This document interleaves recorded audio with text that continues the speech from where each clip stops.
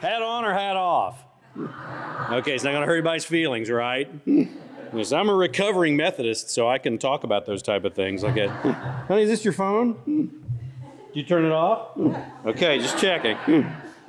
Yeah, where our highest our highest sacrament was the bake sale. Like my mother used to tell me. Like and so anyway, like it's marvelous to be here. Like my wife actually is from Connecticut. Like and went to school in Boston. Like and so I was kind of using her as my Indian scout for New England. She's useless. Like she absolutely no help whatsoever. Evidently, all she did was go to Fenway. That's all she ever did. Like so she knew her way around there, really well. Like so it was kind of worrisome about her higher education. So I think she spent the majority of her time kicking off and going over to the baseball game. Like that. But anyway, yes, my name is Craig Johnson. I am the author of the Walt Longmire books. And that's pretty exclusive. But I am also a resident of Ucross, Wyoming, population 25, 23 today, because Judy and I are here. And I'm always trying to think about, a story that explains, what my life is like and how things have changed, because, literally, I'm a cowboy author from a town of 25 and up there in northern Wyoming. Ucross is what we refer to as the crown jewel of the UCLA area. That would be Ucross, Claremont, Leiter, and Arvada. And if you combine all those towns together, you have a population of about 230. So it's, kind of a crowded area for some reason like that. But anyway, the way things have changed a little bit over the years, with the publication of the books and the onset of the television show and all these things. The best one actually that I can tell is actually a hat story, as a matter of fact. And I think I'm wearing the only hat like this in Nantucket this weekend. And everybody spotted me pretty quick everywhere I go. And I didn't even have to wear my little badge. But what happened was we were actually on a tour. And we were touring out of Wyoming, which it takes a day to get out of Wyoming for where we are, to get wherever it is that we're going to go. And we were lucky enough to make the flight in yesterday to Nantucket, but it's the weather's always a dicey proposition there. And so anyway, my wife won't fly on the planes that fly in and out of northern Wyoming because they're the kind where they give you a leather helmet, a pair of goggles, and say jump in when it starts to move, right? And so we were on our way up to Billings, where they have larger planes, and so we're on our way up there. And my wife knows that traveling with me is kind of like traveling with a trained bear. As long as the bear stays fed, things won't go sideways, And so we stop outside of Red Lodge, Montana. We're going to grab something to eat. And so we stop in, we go in and we're grabbing some lunch. And when I'm not wearing one of these, I'm wearing one of the Absaroka County Sheriff's Department ball caps that we have on our website. And you can go there. It's on the back of the books here. And so I've got one of the original ones kind of worn down and everything. And if you didn't know there was no 24th county in Wyoming, if you didn't know there was no such thing as Absaroka County, they look pretty real. So I've got one on and I go over to write a check for lunch, and the woman behind the counter looks at me and she goes, "Where'd you get that hat?" And she said it real aggressive and I thought, oh no, she thinks I'm, a real sheriff's deputy and somebody's, dined and ditched and I'm gonna have to go chase somebody down the main street of Red Lodge. And so I looked at her and I pointed at my head and I go, "It's not a real county." And she goes, "The hell it's not, it's Walt Longmire's county." I felt like I'd been smacked, and I looked at her and I go, "Well, I'm Craig Johnson." And she goes, "So?" I said, "Well, I'm the guy that writes the books." And she goes, "What books?" And it was that moment that little voice in the back of my head said, "You should just get out of here. You should just take whatever, shreds of dignity you've got left, and get out of here." And my pride wouldn't let me do it. So I just stood my ground there and explained. I said, "Well, I'm the guy that writes the books that the TV show is based off of." And I'll never forget her response. She goes, "There are books?" So I told Viking Penguin back in New York, I was like, "From now on, that's our motto when I go on tour. Yes, there are books." And so, but it wasn't always that way. Whenever I first started out, I was just, this guy with an idea, and my education was in writing, but I didn't let that get in the way of becoming a writer. And so, I had this idea that I wanted to write this book, about a sheriff, in a very rural county. It was very anti-CSI. When I first started working on these books, everything was CSI this and CSI decide that. And so I wanted to do something a little bit different. Like I thought maybe, you know, the least populated county, the least populated state, there are only 500,000 people, about 500,000 people in the whole state of Wyoming. It's the 9th largest state. Like, and even, you know, Johnson County, my county, like it's not named for me, it's got, I think it's about the size of New Hampshire, I think is what it is. Like, and so there are only 23 counties, very large counties. Like, and so I thought that would be kind of interesting, something different. And so, you know, I sat down and I wrote the first 2 chapters of The Cold Dish, the very first Walt Longmire book. And I got about 2 chapters in and came to the conclusion that this was horrible. This was really bad writing. Like, and I thought, why is this as bad as it is? Like, and I thought, well, the problem is, you know, primary research material. You don't know enough about, you know, a rural sheriffing like that to write this book. So you need to go in and you need to talk to a sheriff is what you need to do. Like, so I drove the 18 miles into Buffalo, the county seat of Johnson County. And this is before 9/11, so there's no bulletproof glass, you know, or, you know, computer rooms or anything like that. There was a wooden counter was what there was. Like, and this door was propped open at the end of the hallway. And this guy's cowboy boots are up on the desk. I can see him, you know, from this end of the hallway. And so I knock on the, you know, counter there, and this voice goes, "What?" I said, "Hey, Sheriff, could I talk to you for a minute?" This fellow comes out, a fellow by the name of Larry Kirkpatrick, who was the sheriff there in Johnson County. He'd been there for numerous years, like that. And so, you know, he walks out, like I introduced myself. I said, "My name's Craig Johnson. I got a little ranch out near Ucross, like that I've got, you know, and I'm writing a murder mystery about a Wyoming sheriff. And I was wondering if you would be willing to kind of like, you know, go through this book, you know, with me, like it." And he said, "Well, I've never done anything like that before. I don't know how much help I'm going to be." And I said, "Well, I'm not looking for literary criticism here. I'm looking, you know, for how it is that a sheriff would process a homicide investigation with the limited abilities, like, you know, and scientific abilities like that and staff that you have." And he said, "Well, I've, you know, never done anything like that before, but I'd be willing to give it a try," like it. And so I was so pleased and relieved, you know, that I had solved this problem that I went home and added on to my house. Seemed like the thing to do at the time. Like I built the whole ranch myself. Like you know, I stacked the logs, poured the concrete. I had one of those dads that thought you were slave labor until you escaped. Like it, and so I learned how to do all that stuff. Like it, and so anyway, went back home, added on to the house. Like that, you know, built a barn and corrals and loading chutes. Like that, you know, and shop and all this, and kind of got a little cow-calf operation going. Like that, and then my wife, like had a store that she wanted to start over in Sheridan, which is 30 miles in the other direction. So there was an old opera house, and I went in there and tore it all out, got her store all up and going. Finally got everything kind of up and running, like in my life, like it, and then decided, yeah, I got back to the office, you know, there at the ranch, like that, and I pulled out the third drawer down on the right-hand side, and there's 2 lonely little chapters of The Cold Dish were looking up at me, and 9.5 years had gone by. So I don't want to hear any of that crap about writer's block, okay? Like, so I pull those 2 lonely little chapters out, and I'm leafing through them, like, and they are just as bad as I remembered them being, you know, 10 years previous. They were just as horrible.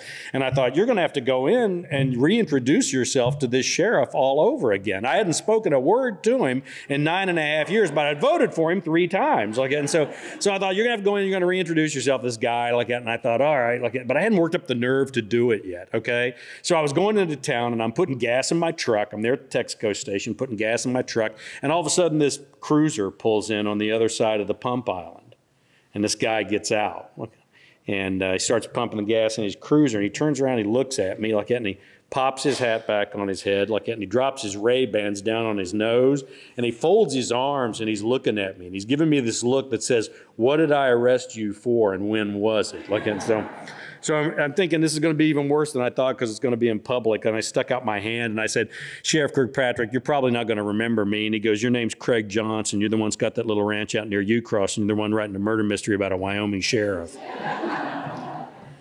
This was a 10-minute conversation from 9.5 years previous. And I looked at him and I go, "That is absolutely amazing." And he goes, yeah, if you don't mind me saying so, this book's going kind of slow." Well, that pissed me off. And so, but I thought, okay, all right, fine. Now I'm going to get serious and I'm going to write this book. And so I got really serious about it. And by that time they had this thing called the internet, and so he had given me one of his cards. And so I had one of his cards. And so I go back out to the ranch and, by golly, I'm set this time. I'm going to write this book, And so I started on that first chapter again and I'm rewriting it. A couple of weeks go by and I thought, it was like 11:20 at night. It was really kind of late. And I thought, well, what the heck? I've got this chapter ready. I'm going to send it into the sheriff's department and see what kind of a response I can get out of him. And so I fire it off I send it off like I said, it was like 11 o'clock at night or something like it. And so I get up the next morning, and it's a rural area. It's a little ranch. So, it's quiet in the mornings, and about 5:30 a.m. I get up, I make a pot of coffee. And it's my favorite time of the morning because, the sun is coming up and it's hitting the Bighorn Mountains there behind us, with those snow-capped peaks. And the birds are all singing, to each other, telling each other that, hey, I'm alive, I'm okay. It's my favorite time of the day, really quiet. And then all of a sudden I hear something you just don't normally hear in Ucross, Wyoming at 5:30 in the morning. It was a siren. I hear a siren off in the distance. And so I walk to the edge of the front porch there, and I'm leaning out on the railing, and I'm looking where the ranch road meets up with the county road. There's a squad car in a four-wheel disc lock, sliding to a stop, spinning the wheel, comes blistering up the ranch road at about 90 miles an hour, spraying dust, gravel, everything, all the way, slides to a stop. They're in front of the house. The door flies open. Sheriff Larry steps out and says, "I know who did it."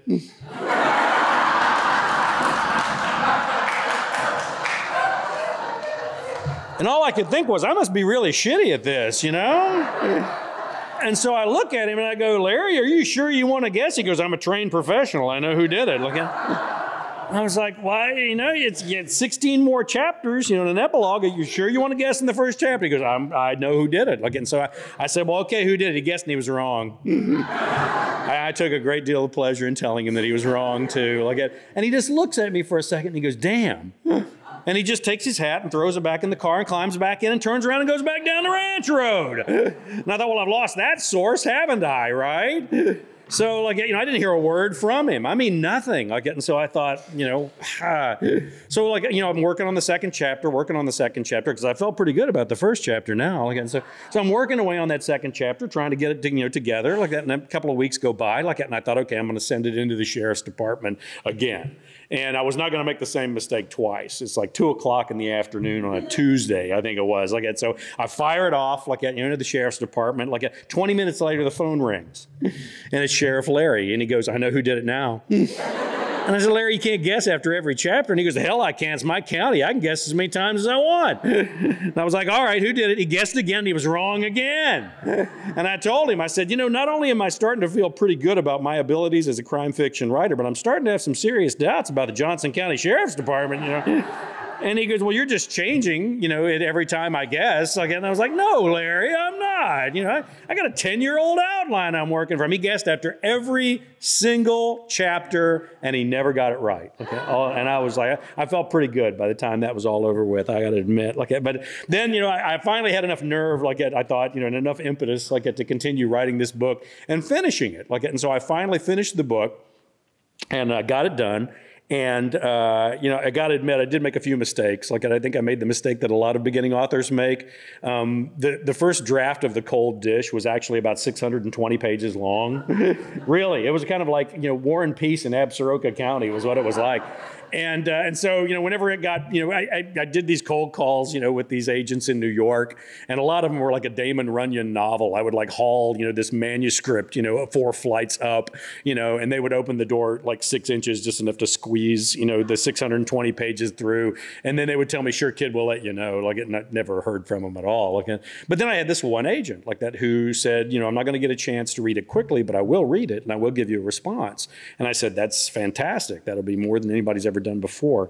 And by the time we got back to the ranch in Wyoming, she had phoned and said, "Don't give this to anybody else. I want it." And she's the one that handed it over to Catherine Court, who is the president of Penguin USA and my editor at Viking. And she is the one that sat down with me and said, we really, really like this book. We think you should think about, is it a possibility you would think about doing this as a series?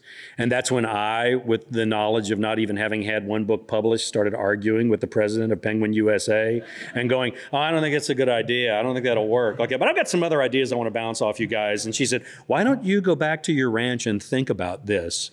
And so I did, and so after cutting, almost 300 pages, out of that first draft, I thought to myself, okay, yeah, there are probably some stories here that you can tell and some things that you can go into, and nobody else is going to know this stuff like that, so maybe you should think about doing it.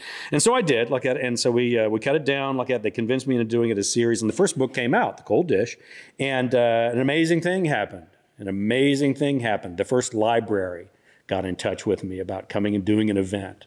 And I'd never been asked to do anything in a library other than shh, so I was very excited about it. And so the email came from Diana Chapman, who was she was a librarian over in Methodist, Wyoming, which has a population of 327. So that's a big town in Wyoming. And so she wrote me and she said, we would love, I've read your book. Is there any way that you would come over to Methodist and possibly do an event with us And so I wrote her back and I said, sure, I'm happy to. I'll be delighted to And she wrote me back and said, well, just so you know, we're just a little branch library over here in Park County out of Cody, and we don't have a lot of money for honorarias or anything. So I looked up what an honoraria was, and I wrote her back and I said, well, once you reach a certain level of literary notoriety, it's very difficult to negotiate your own honoraria. I said, mine's the same as it's always been, a 6-pack of Rainier beer, cans preferred. And she wrote me back in 2 minutes and said, done. And I got a sneaking suspicion I might underprice myself, I think. And so anyway, she said, yes, let's do this. And I said, okay, let's do it. And so it was wonderful. The book came out, it got wonderful reviews. It sold very well. And I was doing all of these library events all over the place. And so the books continued. And one of the books that I wrote was the one that she mentioned, Spirit of Steamboat, which was actually the first state read for the state of Wyoming, which I'm very, very proud of. It was kind of fun because they actually had me do an event down at the state library, with the governor and the attorney general and all the people that I make fun of in the books.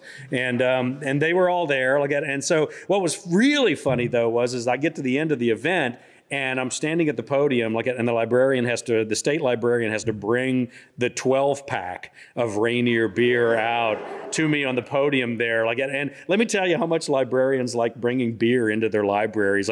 They wrap it up in brown paper with twine and packing tape and everything, so that by the time they're done with it, it looks like heroin is what it looks like. Okay, so she's bringing the package out that looks like heroin, and she sits it on the podium there for me, and she goes, this was kind of hard to get. And I said, well, yeah, kind of a blue-collar, working-class beer. A lot of the bars don't carry it anymore. And she goes, no, you don't understand. The distributors had a hard time getting it.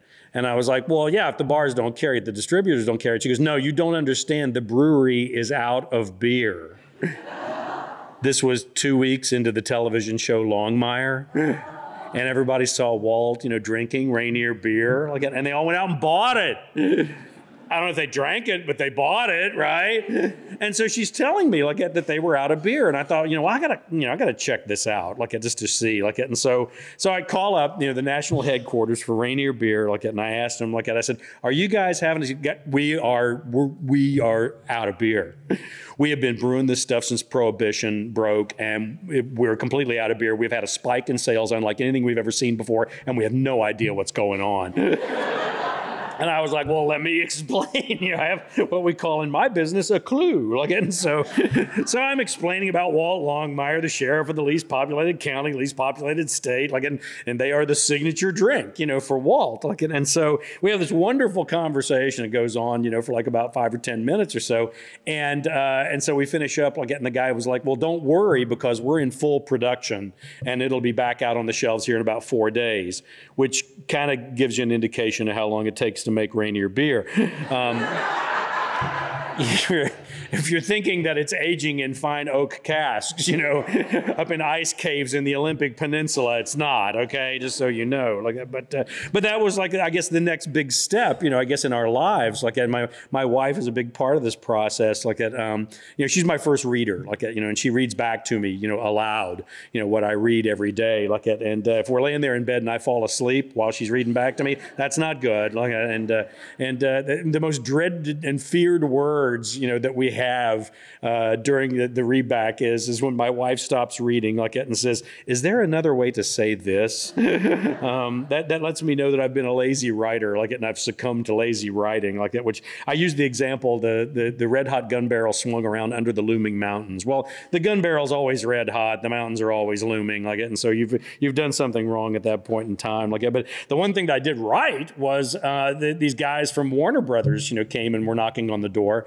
And they said, "We're thinking about making a TV show or movie out of your books." And I immediately started questioning their validity because I was like, really? A TV show or movie about the sheriff of the least populated county in the least populated state? And so I started talking to these producers, and they were really kind of wonderful. They really were. Greer Shepard, who was the head ramrod, I guess, for Longmire, the television show.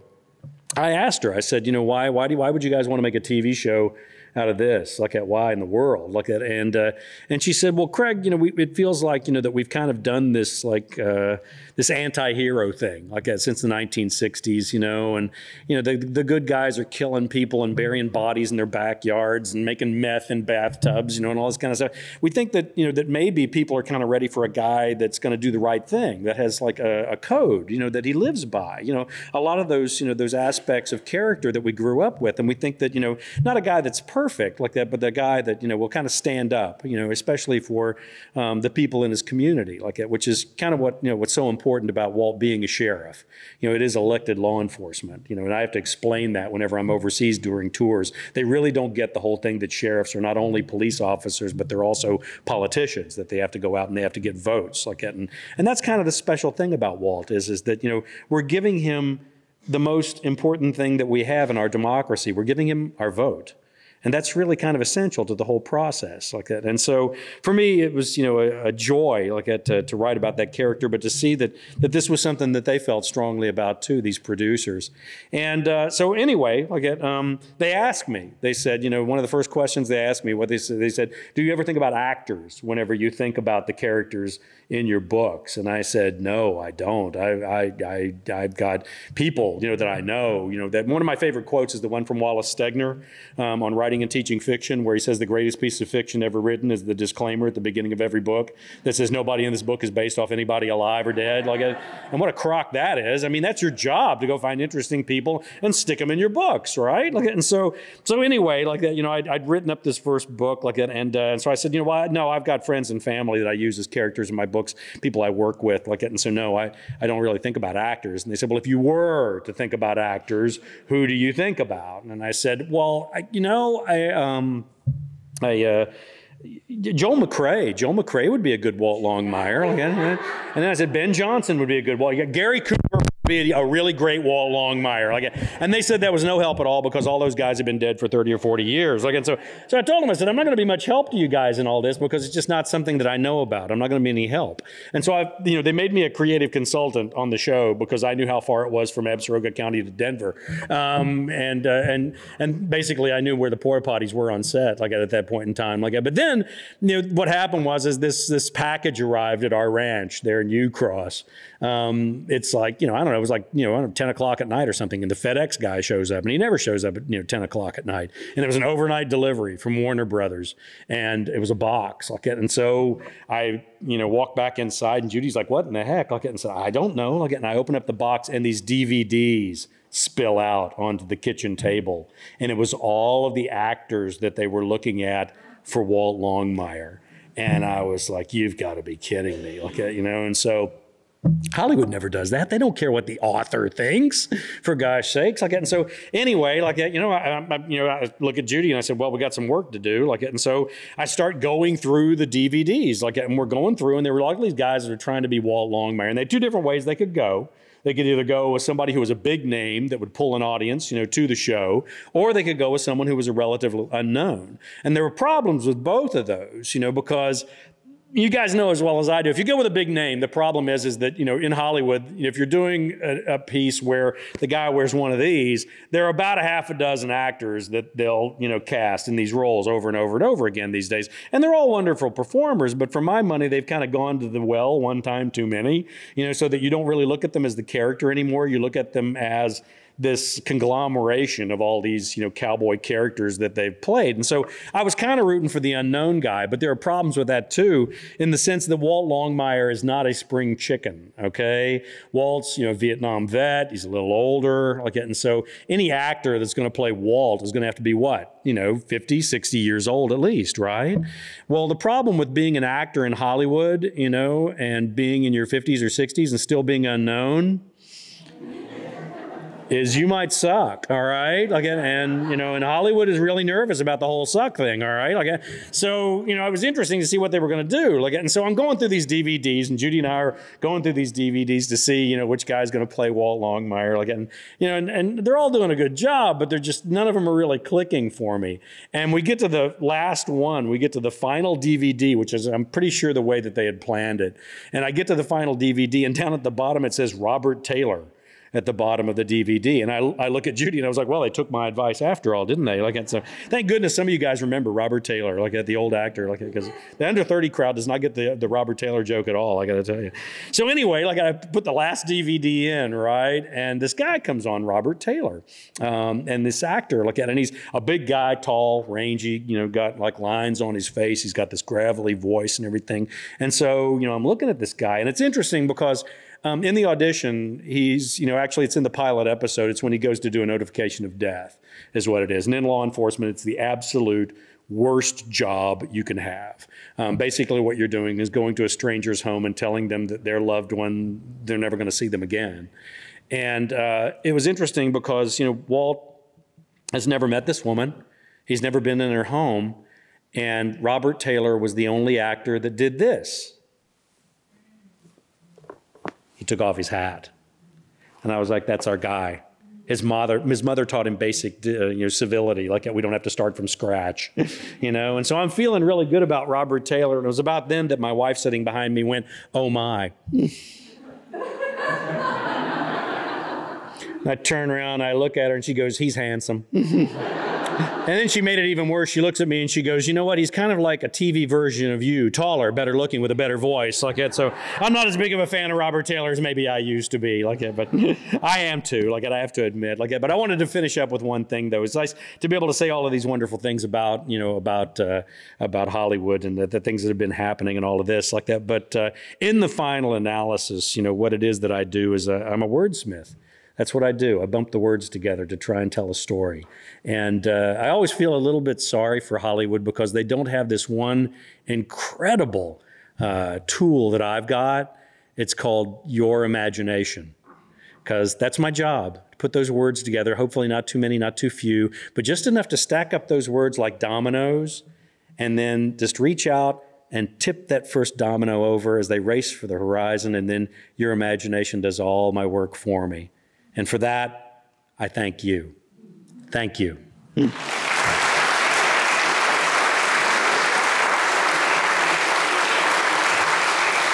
At this point in time, I am supposed to open it up and let you guys ask some embarrassing questions.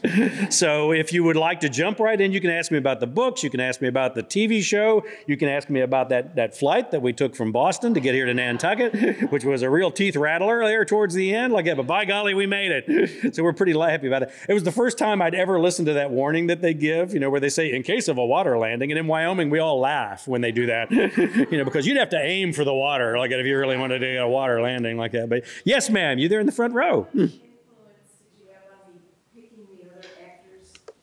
Way too much influence. She was asking me how much influence I had on the other actors. It was funny like that because you know, we have a large native population, not only where I live, but also in the books and also in the television show.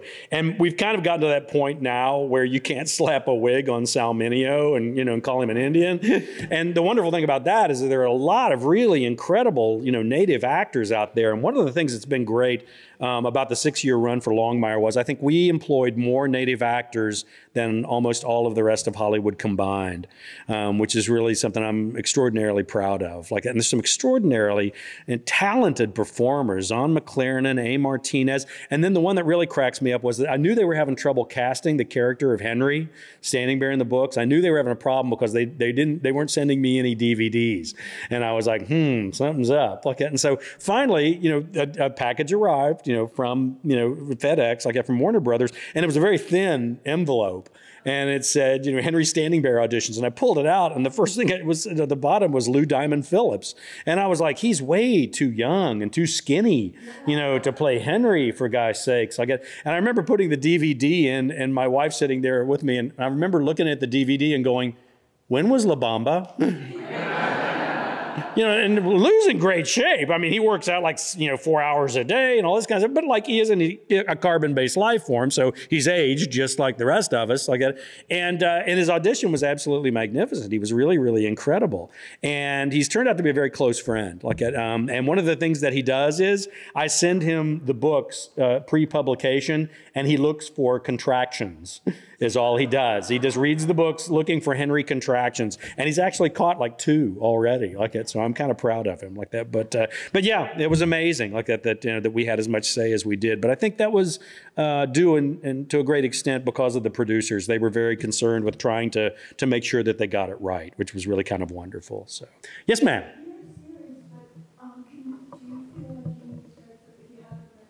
You know, I take a great deal of pride. I mean, whenever you write a series of books, you know, you always have to kind of do a little bit of a balancing act, you know, to try and make each book so that it is a standalone book so that you can, you know, read it from the beginning. So I do feel the only ones that I feel you can't really start from the beginning maybe is the second book, Death Without Company, because it followed right on the heels, you know, of The Cold Dish. But I think you can jump in just about anywhere like that. But if you have an inclination that you're going to really like the books, and I do kind of like, I'm kind of a crow.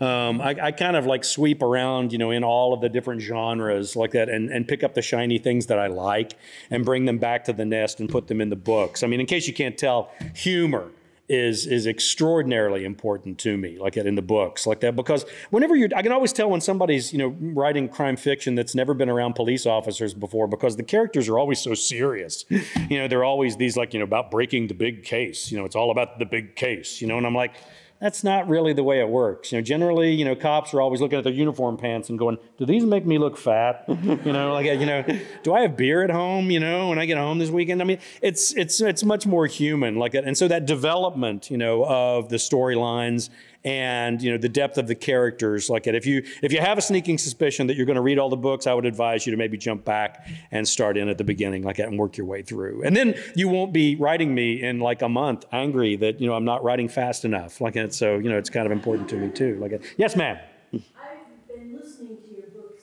George Guidell. And I just ended up listening to an interview you had with him in 2009. But so it's just interesting because he really gets into the head of your character. Oh, he's marvelous.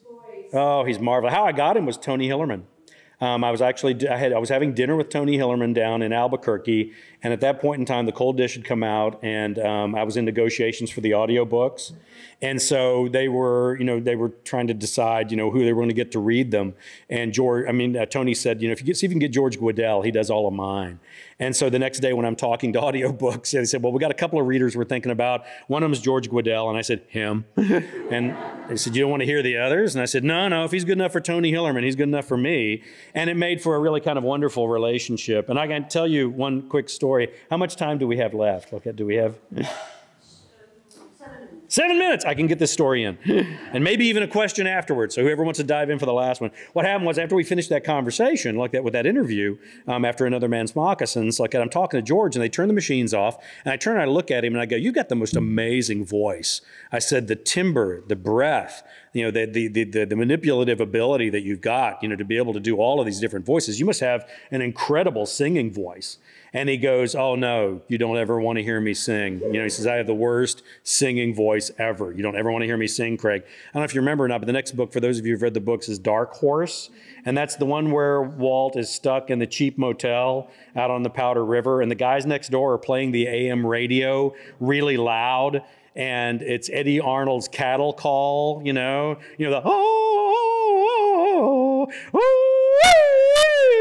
and so then, they're playing the radio really loud. And of course, Walt's not the kind of guy to bang on the wall, right? So he starts singing along again. And then the dog is howling and Walt is singing. And pretty soon they're banging on the door trying to get Walt to shut up.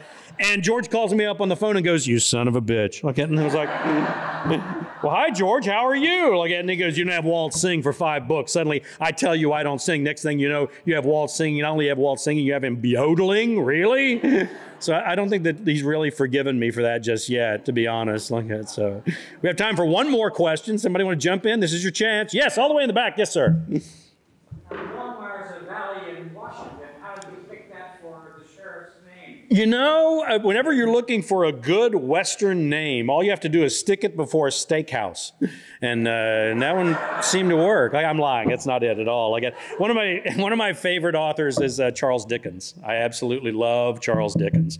And one of the great things that he could do was to give you a name that you knew the character before you even met them. I mean, if I use a name like Scrooge, you know what that character is going to be like, before you ever even meet him. And for me, it was an opportunity to try and come up with a name that would emphasize, who Walt was.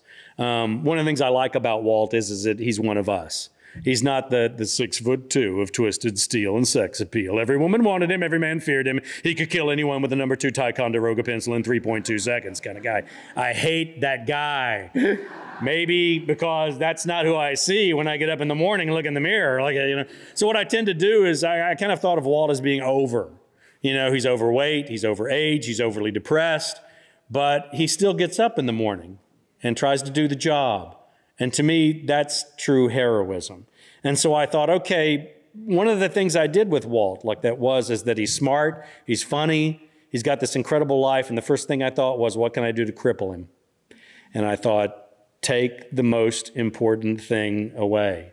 Take his wife away from him.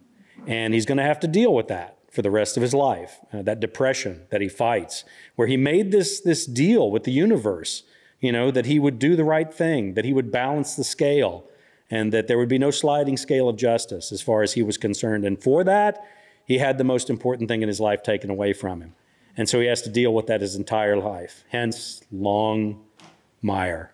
And I had done all of that mountaineering that I used to do back, when I was 10 feet tall and bulletproof and didn't learn that I wasn't just yet.